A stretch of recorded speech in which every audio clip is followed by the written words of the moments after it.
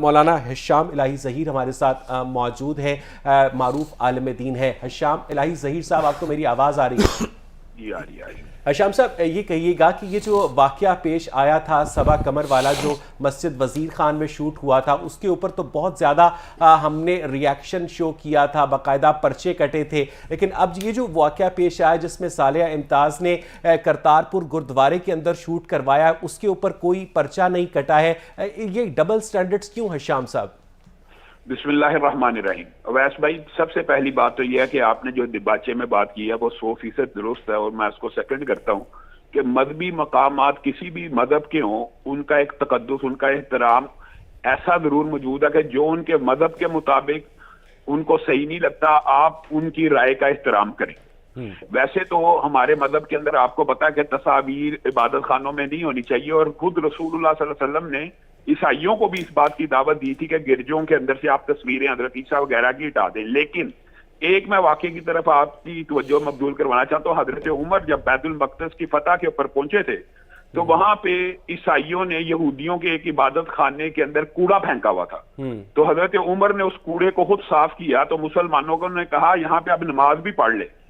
तो हजरत उमर ने कहा मैं यहाँ पे नमाज नहीं पढ़ूंगा, क्योंकि अगर मैं यहाँ पे नमाज पढ़ूंगा तो मस्जिद बना लोगे, जबकि ये यहूदियों का इबादत खाना है। गोया इबादत खानों का तकद्दुस हमारे असलाफ से, सहाबा से और खुद रसूलुल्लाह सल्लल्लाहु अलैहि वसल्लम से साबित है कि किसी भी मजहब का कोई इबादत खाना हो उसको कायम रखा जाएगा, उसको उसके पैरम रियासत बहुत बहुत बहुत खूबसूरत इब्तदाइया दिया आपने, बहुत ही अच्छे तरीके से आपने इस सारी बात को एक्सप्लेन किया। हिशाम साहब, ऐसे मौके पर अक्सर जो उलमा हजरात हैं वो कहते हैं कि जैसे कि कहा जाता है इन्नमल अमालु बिन्नियाती, नीयत भी देखी जाती है। मॉडल सालिया इम्तियाज़ ने करतारपुर गुरुद्वारे में इस फोटोशूट के ऊपर माजरत भी कर ली है, तो ऐसी बातों को तवालत देने की जगह क्या माजरत कबूल करना ज़्यादा मुनासिब तरीका होगा, या जो लीगल कार्रवाई है उसकी जानिब जाना चाहिए आपके ख्याल में? वैस भाई, असल में जब कोई जुर्म सरदर्द हो जाए ना, तो फिर मुआशरे में ये एक लामहला बात है कानून की बालादस्ती के लिए और दीगर लोगों को जुराइम से रोकने के लिए कानूनी कार्रवाई होनी चाहिए। लेकिन बहरहाल माजरत एक गुड जेस्चर होता है। लेकिन एक सवाल मैं आपसे ये करना चाहता हूँ कि मस्जिद वजीर खान का आपने जो हवाला दिया, सबा कमर ने वहां पे ये शूट किया, पूरे मजहबी तबके ने भी आवाज उठाई, पर्चा भी हुआ, माजरत भी उनकी जज ने कबूल कर ली। फैसल मस्जिद के अंदर ऐसे वाकयात होते हैं। लेकिन हमें इतराज ये है कि दोगली और मुनाफकाना पॉलिसी तो उन साहिब की है कि जो खुद मस्जिद वजीर खान के बाहर ढोल की थाप पे रक्स कर रहे हैं। उस वक्त उनको इबादत खाने के तकद्दुस का ख्याल नहीं आया। वो सिखों के, मैं कहता हूं होना चाहिए, हर दोनों की मज़ाहिब के इबादत खानों के तकद्दुस का ख्याल होना चाहिए, ये हमारा असूली मौक़िफ़ है। लेकिन फवाद चौधरी साहब को सिखों का गुरुद्वारा तो नजर आ गया कि यहाँ पे उनका तकद्दुस पामाल हुआ है, और उन्होंने भी ट्वीट किया और शहबाज गिल साहब ने भी ट्वीट किया। जिस वक्त वो वजीर खान मस्जिद के बाद डोल की थाप पे रक्स कर रहे थे, तब मजहबी और मुसलमानों के जज्बात मजरूह नहीं थे होते। यानी जो सच्चा दीन और सच्चा मजहब है, उनके पैरोकारों के सेंटिमेंट्स मजरूह हो जाएं, वो हेट स्पीच के अंदर नहीं आता, वो काबिल नफरत बात नहीं है। वहां पे आप डोल की थाप पे रक्स भी कर रहे हैं और आप कह रहे हैं ये मुल्ला, और उस वक्त उन्होंने कैसे कैसे कमेंट किए थे।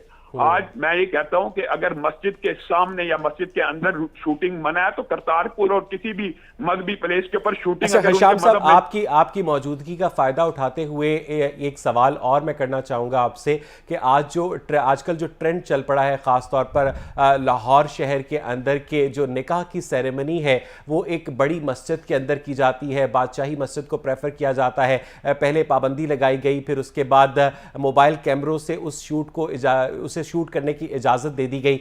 इसके ऊपर कमेंट कीजिएगा कि जो जोड़े अपनी ज़िंदगी का आगाज़ मस्जिद जैसी मुक़द्दस जगह से करना चाहते हैं, क्या उन्हें इसकी इजाज़त होनी चाहिए? हिशाम साहब, वैस भाई, बुनियादी तौर पर तो मस्जिद का एक कम्युनिटी सेंटर इस्लाम में है। इस्लाम में प्रेसिडेंसी भी मस्जिद है, इस्लाम में सुप्रीम कोर्ट पूरा कम्युनिटी सेंटर है। बिल्कुल ठीक कह रहे हैं, पूरा। लेकिन यहाँ पे हमने एक चीज को मद्देनजर रखा है कि शरीयत का भी एक असूल है, सेग्रीगेशन ऑफ जेंडर।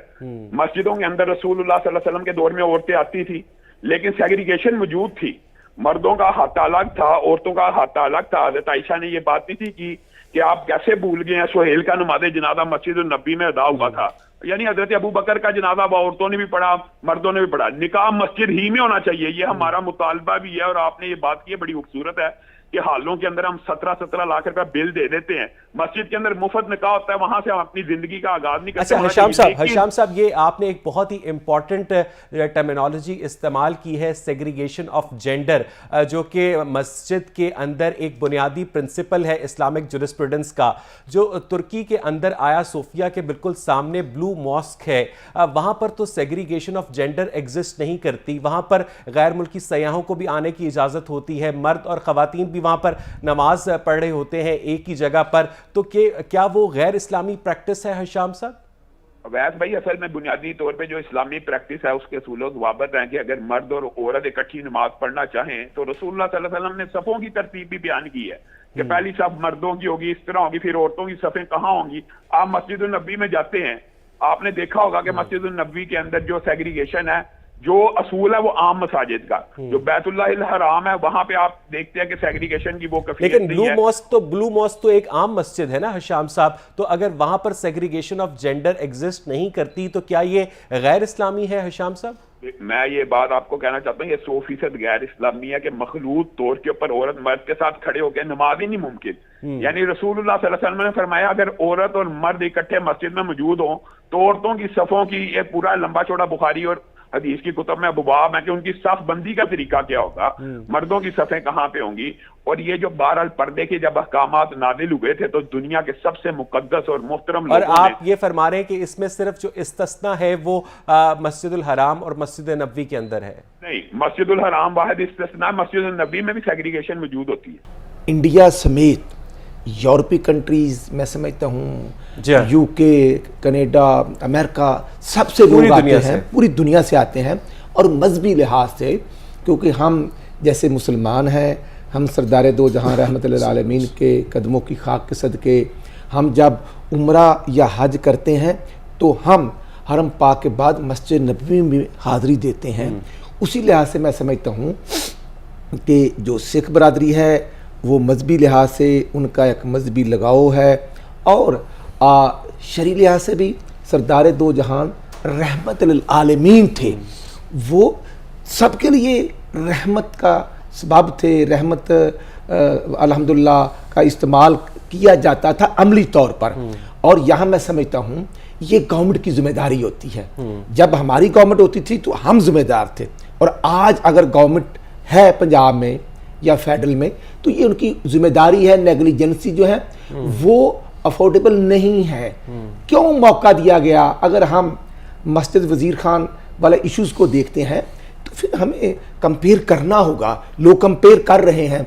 और फिर उस्मान बाजार जो कभी हमारे साथ, लेकिन कुछ लोग ये भी कहते हैं राना साहब के जो करतारपुर गुरुद्वारे की मैनेजमेंट है वो हुकूमत पाकिस्तान की रीच से थोड़ी आगे है। नहीं, जो पाकिस्तान की हदूद होगी, जैसे देखना ननकाना साहब जो है, गुरु नानक का जो जन्म डे अभी मनाया गया है, तो वहाँ हज़ारों की तादाद होती है। वहाँ उनका हॉस्टल, उनकी सिटिंग अरेंजमेंट, लाहौर रेंज क्योंकि है, कमिश्नर और आरपीओ समेत, आरपीओ के साथ साथ डीपीओ, डीसीओ सब ऑन बोर्ड होते हैं। और फिर उसके बाद एक उलमा कराम की मजहबी कमेटी जो है, सिख यात्रियों की भी कमेटी है, और उनको फैसिलिटेट करने के लिए हमारे मुसलमान भाई जो हैं उनके जन्म डे के फैसिलिटेट करने के लिए उनके साथ आप समझते हैं कि गवर्नमेंट रिस्पांसिबल है? मैं समझता हूँ गवर्नमेंट ही जिम्मेदार है, और फिर वकूए के बाद इतना टाइम गुजरने के भी जिम्मेदार। क्यों नहीं रिपोर्ट आई, क्यों नहीं उस पर कमेटी बनी, क्यों नहीं नेग्लिजेंसीज के जो जिम्मेदार हैं उनके खिलाफ कार्रवाई होनी चाहिए ताकि इस इशू को यहां पर ही खत्म किया जाता। हशाम साहब कि ये पूरे पाकिस्तान की जो मजहबी इबादत गाहें हैं उनके एहतराम के लिए जो मुख्तलिफ रूल्स हैं वो क्या इबादत गाहों के बाहर कुनिंदा होने चाहिए, चस्पा होने चाहिए, ताकि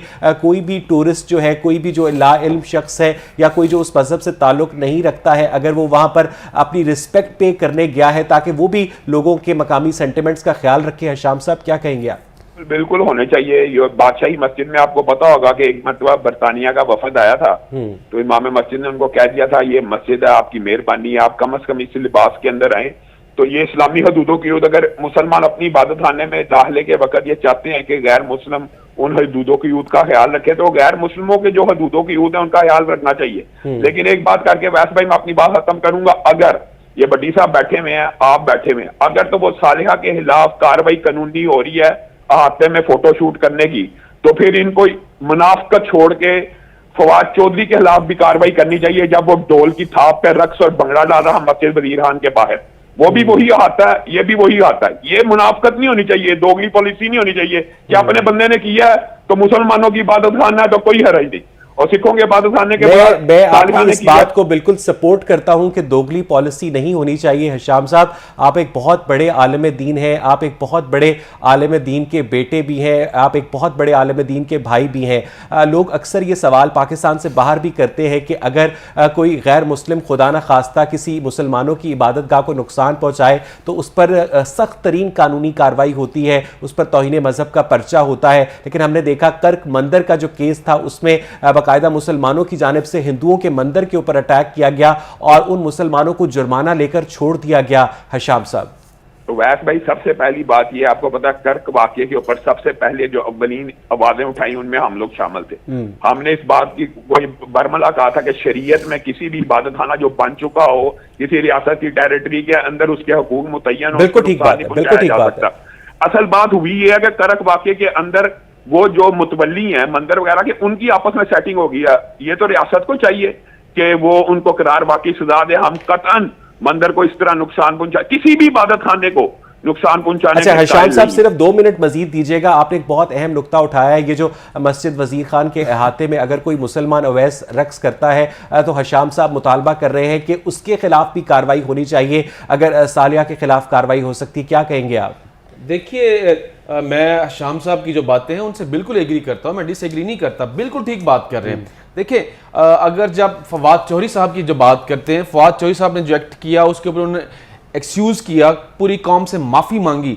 इस्लाम में हजूर अकरम सल्लल्लाहु अलैहि वसल्लम माफ कर दिया करते थे। अगर हम उन्हीं की बातों का अगर यहाँ पे जिक्र कर रहे हैं, अपने जो अहकामात हैं उनकी अगर जिक्र कर रहे हैं, तो माफी भी तो एक चीज है। अगर एक बंदे ने माफी मांगी है, मैं अपने भाई से कहता हूं, हिशाम साहब आप इस एक्सप्लेनेशन से बंदे ने माफी मांगी है तो प्लीज हमें दिल से माफ कर देना चाहिए। आज अगर एक बंदा, देखिए, अगर एक बंदे ने उस टाइम आपको लगा कि गलत किया है, उस टाइम माफी मांगी, आज हमारे अगर सिख भाइयों के मुकद्दस मुकाम के ऊपर अगर ऐसा हुआ है तो उस बंदे ने, वही बंदा जिसको आप कह रहे थे कर्क मंदिर के जो मुंतजमीन है, अगर उनकी सेटिंग हो गई है उन लोगों के साथ तो वो सेटिंग काबिल कबूल है। तो अगर मस्जिद वजीर खान की इंतजामिया फवाद चौधरी साहब को एक्सक्यूज कर देती है तो वो काबिल कबूल नहीं है। मैं वैसे भाई ये बात कर रहा हूं, आप मुझे बताएं, बुनियादी तौर के ऊपर ये फैसला तो अदलिया का और रियासत का होता है। एक जुर्म हो गया है, उसको माफ करना है या नहीं करना, ये फैसला किसने करना है? रियासत ने या अदलिया ने। फवाद चौधरी साहब के खिलाफ तो केस ही नहीं हुआ, शबा कमर के खिलाफ तो केस हुआ, अदालत ने उनकी माजरत को कबूल किया, जैसे भी किया वो मामला हल हो गया। फवाद चौधरी साहब के खिलाफ तो किसी को एक्शन लेने की जरूरत ही नहीं पाकिस्तान में, बताएं है। अब सालिहा के खिलाफ होगा, अदालत का जज अगर चाहेगा, करतारपुर की इंतजामिया चाहेगी माजरत हो जाए, माफी तलाफी हो जाए। हम भट्टी साहब की बात को मैं भी करता हूं, रसूलुल्लाह सल्लल्लाहु अलैहि वसल्लम ने माफ किया है, लेकिन वो इख्तियार ये नहीं है कि इंसान खुद ही सोच ले मैंने माफी मांग लिया तो मैं माफ हो चुका हूं। ये अदलिया का या जज का काम है, उसने माफी कबूल करनी है या नहीं।